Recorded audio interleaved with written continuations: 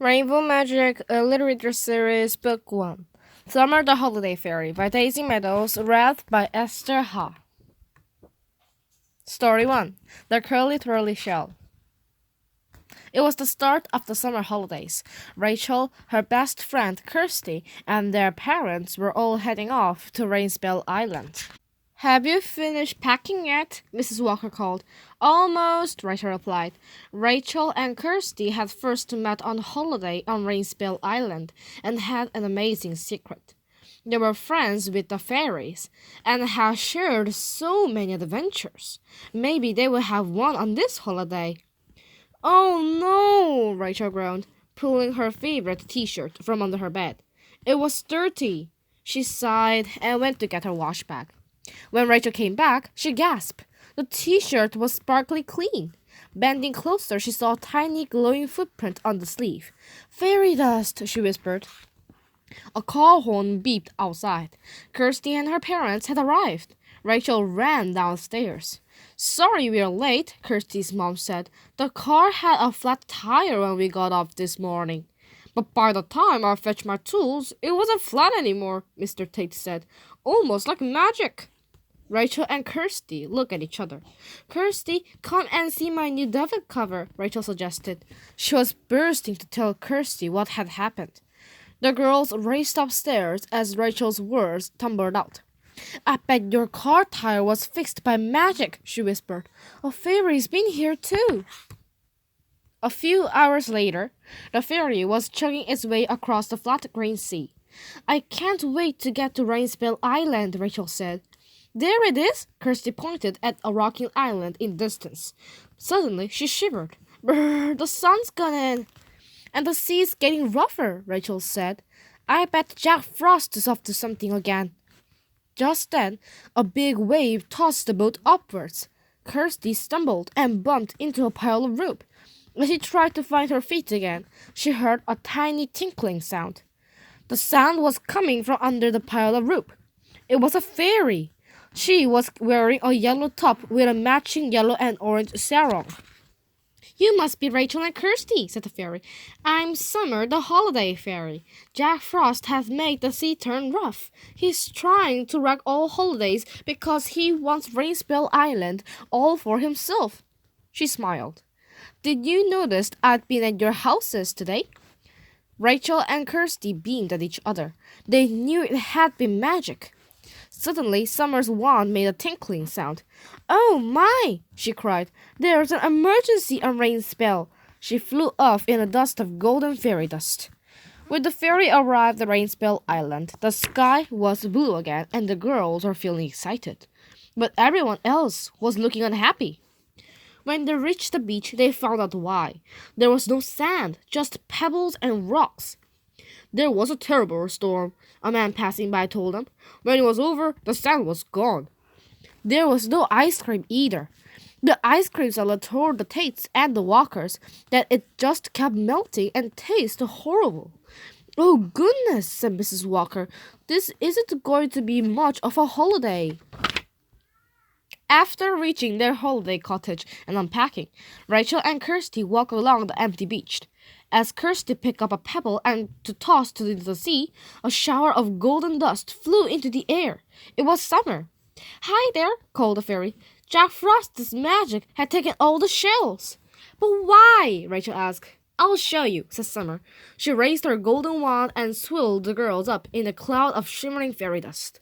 Rachel and Kirsty could feel themselves shrinking to fairy size. We're fairies again, they cried. They flew up into the bright blue sky. The girls swooped to the other side of the island. They followed Summer as she dived down and hovered on the spot. Beneath them was an enormous sand castle, decorated with thousands of shells. This was where all the sand and shells had gone. The sand castle belongs to Jack Frost. Jack Frost has stolen the free magic rainspell shells, said Summer. The little fairy explained that the first shell makes the food on Rainspell taste delicious. The second shell controls the wind and waves. The third shell looked after the beaches. If I can return the shells to their special cave, Rainspell will go back to normal again, Summer told the girls. The fairies noticed that the goblin guarding at the sandcastle were eating ice creams, apart from one who was standing further away and grumbling. Just then, Kirsty saw a large woolly shell sparkle. It was in the sandcastle wall, next to the grumbling goblin. "That's a rain spell shell!" Summer cried. "We need to distract that goblin to reach it," said Rachel, fluttering up to the surprised goblin. Rachel told him she knew where there were lots of ice cream. As he ran off after Rachel, Summer and Kirsty fluttered down. They pulled the magic shell from the wall.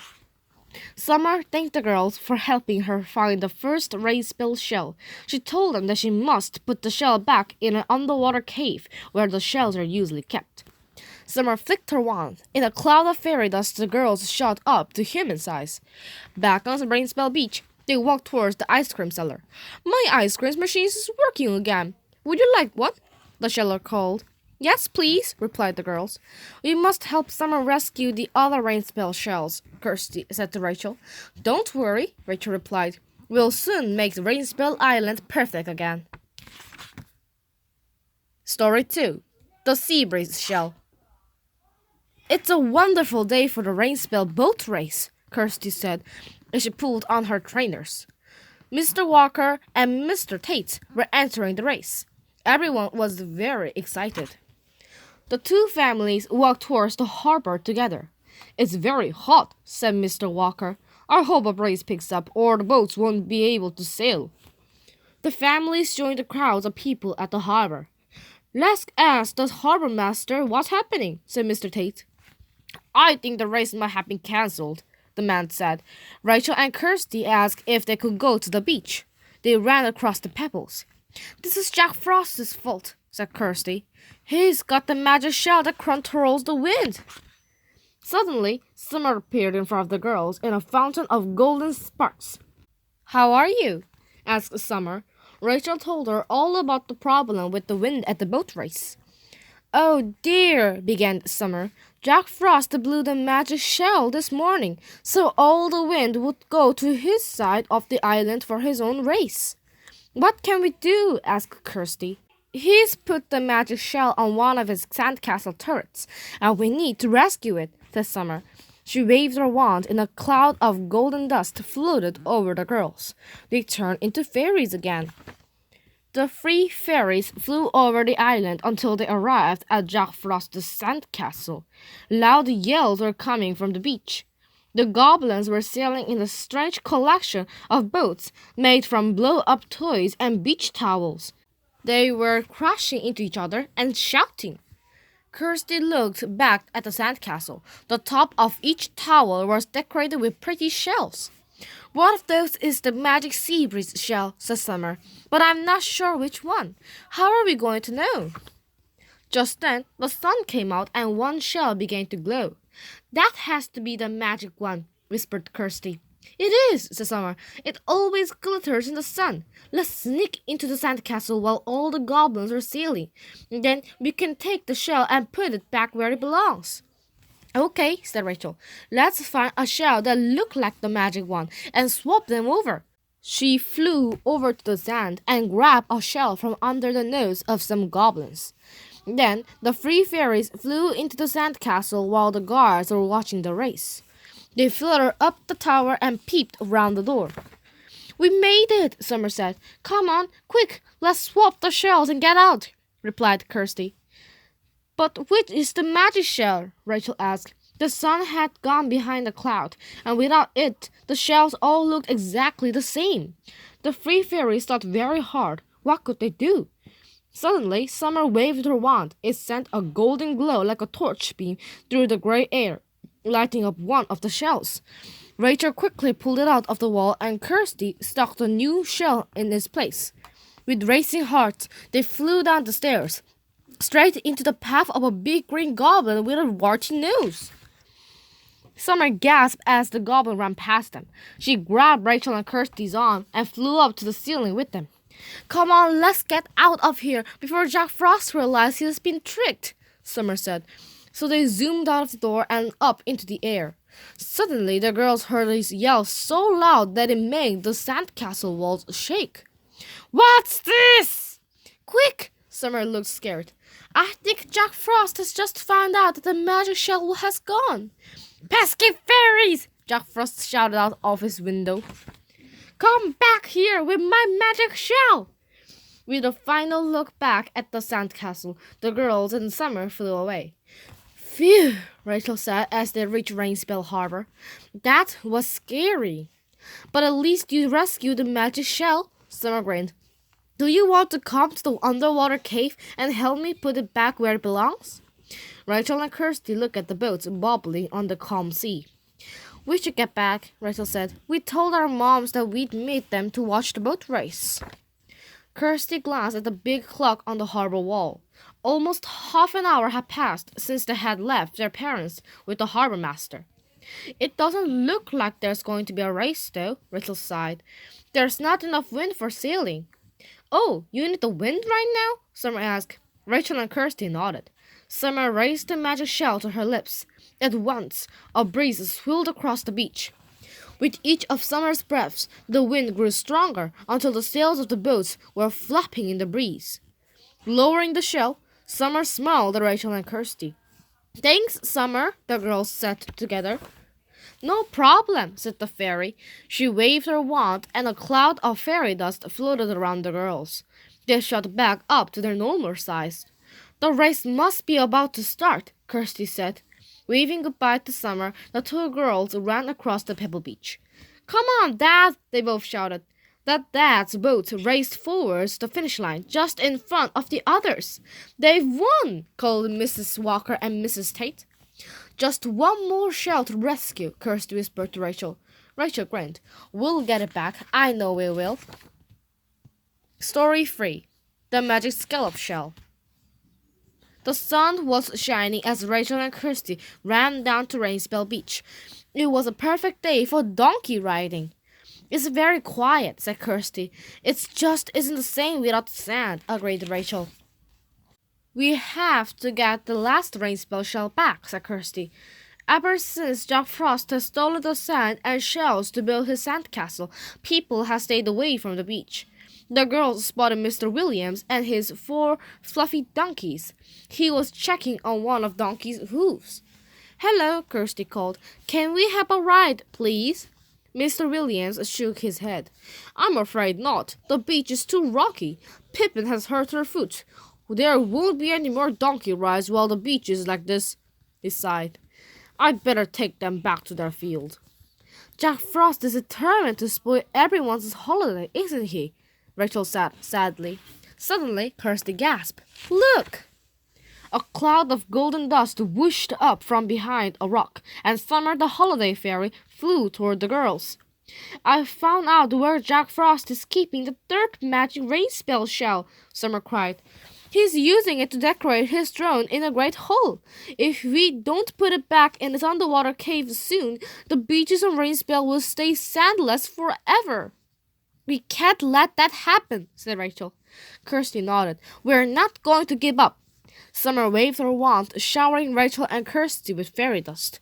At once, they shrank to fairy size. Together, they flew across the island. Jack Frost was so angry about losing the other 2 shells, he put extra guards on duty, Summer warned. Sure enough, when they reached the sandcastle, there were goblins everywhere. Kirsty noticed that the windows looked freezing cold. The windows are made of ice, Summer told them. Jack Frost had put a spell on them so they won't melt in the sun. But my special summer magic can make a hole just big enough for us to get through. Kirsty and Rachel watched as Summer's wand glowed.